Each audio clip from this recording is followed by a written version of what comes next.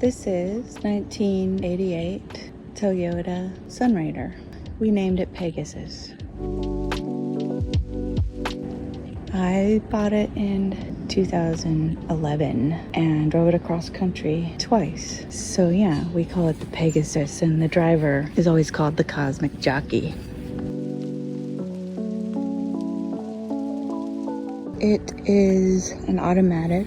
The truck itself is a 1987, but the Sunrader coach part was sold in 88 as an 88. So I'm going to go over some of the things that I've done over the years with this vehicle, and then maybe some new things that need to be done. You know, we haven't really used it for a few years, so whoever is interested in purchasing it might have to put a little elbow grease in, but hopefully that's a labor of love. When I first purchased it, I had this front window resealed by a professional, and unfortunately when they did that, they broke it right here, which maybe you can see.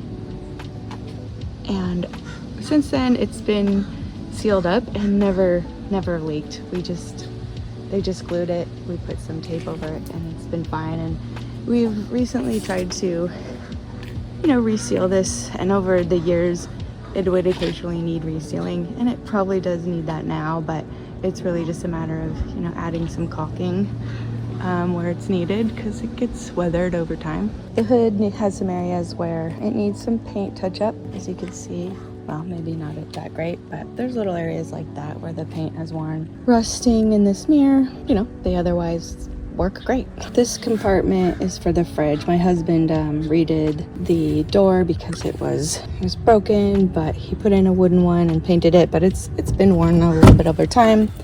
This is the fridge, but that's not working. This is where you would access that though, but depending on what you do with it, that could be just a storage compartment. This exterior light has never worked. I put a bulb on it and it didn't work, so I'm just never worried about it. That's where you put the gas in. This is a step, but that got stuck, and bought a stool for stepping up into, and that worked out great. So yeah, as we walk towards the back here, this is where the heater vents, and this is where you fill the gas, and that door is functioning well. This is a storage compartment where you keep the black water pipe. That door is working well, but you can see on the other side some of the doors are not working well. But this is the shore power. That works great. As we go to the back, it's a bit of a dent in the bumper, but we repainted it, so it's looking nice. This is bike rack, so you can fold this out and put a bike on there, but you can also climb up the ladder to get to the top where there is some storage potential. So on this side, we see another vent here. Just open that up, and that's looking good. This is where the power cord comes out. Oh, this is the shore power line, actually. This door is broken off. That needs to be replaced. The plug on the other side. This is actually an exterior power outlet. It's not shore power. I was mistaken. So going further, this is where water hookup is. This door was also kind of falling off, so we've got it taped for now, but that needs to be fixed. But yeah, this is where you can hook up water. Typically you would just fill the tank. This is where you would fill the tank and move on. This is just another storage compartment here. And coming around to the driver's side, I'm gonna open the door here so you can see. It bumps a little right there, but it's fine. It just is kind of bumping a little. Things have settled over the years, and I'll do the interior here in a minute. Here is the air shocks. So this is really a key component, but you can use the air compressor, open these up and fill or release based on, what you're doing at the time. So, driving on a highway, you want it lower, but if you're like going over some bumps and stuff, you lift it up. It's really nice, especially our driveway's steep, so it's helpful. So this is the entrance. So what's cool about this RV that I really liked when I purchased it is that this is actually kind of rare, that the fridge component is right here. As you walk in, kitchen's in front of you, and then you have this spacious area.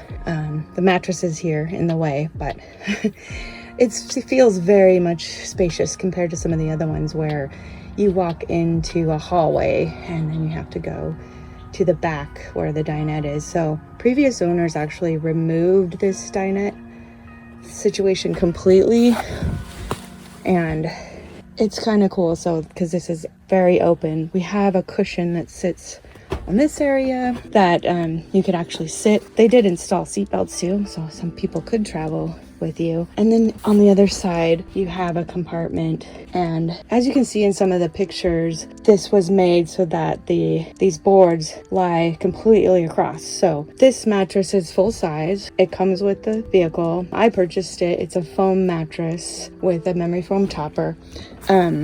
It's in this very protective cover and always has been, so that's maybe a little dingy, but it's easy to replace. The mattress underneath has been protected, but this fits here like head to feet. My husband and I slept there for many years. Prior to that, I had it up here, and it also fits up here. There's less headroom, of course, but it fits there. If you take out this original cushion, the mattress, a full-size mattress, fits there nicely. This piece here is actually broken.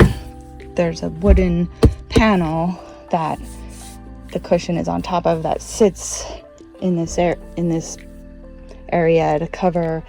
That has a break in it, so I never used this original cushion piece. I just put custom the board that lays across here and put the mattress. So if you're sleeping up there, you'd want to do that, but if not, it's great storage. And it's nice to drive with having that open. There's a little ladder included that I used to use to right here get up into bed. So on this side we have the fridge. It doesn't work, unfortunately, but here you have an extra power outlet and a cupboard. All of these cupboards I redid from their original, whatever they were, wood. But I redid, made some wood and added those. It's the original hinges though, but they all needed a little bit of a, you know, maintenance, but now they're great still. And there's a lot of storage up there on both sides. This is where you turn on water pump, hood light, fan, and you can see status of the battery and the other tanks. So this is something I'm going to be testing soon. Inside of this compartment we have a storage space for a solar panel. So I bought this solar panel shortly after I purchased the vehicle and added this way to store it here. But once you lift that out, that's an open compartment. I'll try to show it later, but there's the heater under there. I actually removed all the heater tubes that come out to these vents. They're easy to replace, but we weren't using them and needed the storage area. Here's the other side of this. As you can see, there's storage under that panel. It just sits there when you're traveling. Oh, on that note, the storage panel is meant to be pulled out once you're stationary, and then you hook it up and it charges the battery, but then bring it in when you travel. It's not permanently, you know, fixed outside, which is what worked for me at the time. The lights, you know, over the years I've had to fuss with the bulbs go out or the connection gets a little funky, and you just have to fuss with them until they work. But if you're inclined to redo them, I think that would be easy enough. The stove and the oven are the original, and they're a little funky but functional. It's worth testing out. I might try to do some of that in the coming weeks to see how it's doing, but you know, it's old and funky. And the sink works, and we still have these cutting trays that kind of go over it. I misplaced the covering that goes over the stove, although I think that's an amazing feature. I wish it was still there. So we have a couple of compartments here. There used to be drawers here, but the old plastics tended to start breaking. So this is one area where the old plastics were breaking and they were made out of plastic, but so drawers need to be replaced there. This is an electrical control panel. There's a compartment down there just for storage, but the latch isn't working, but that's easy to repair. Down below the bench seats, there's more compartment storage, but under there is like your water tank and your hoses and stuff, and I think the water pump's under there. I forget. You can see the water tank there. Okay, the sky vents. These are where is definitely some repairs needed. They don't leak. but you can see this plastic is so old and it's just been chipping away. This one is the original but probably needs to be replaced. The lid, it wasn't leaking, but we did duct tape a few spots because these old plastics just cracking. But on this other one, as you can see, the plastic was cracking so much, this just casing is removed, but the lid was replaced easily and is still quite functional and sturdy. So that one, the other one the lid can easily be replaced with, you don't have to replace the mechanical parts, so that can be done on this one. I'll quickly show the bathroom, but I'm not getting great photos right now, but there's a storage closet there. There used to be a mirror there, but I took it out. You have the toilet and more storage. You have a little sink, and then you have a shower with a window there. I'll get more pictures of that later.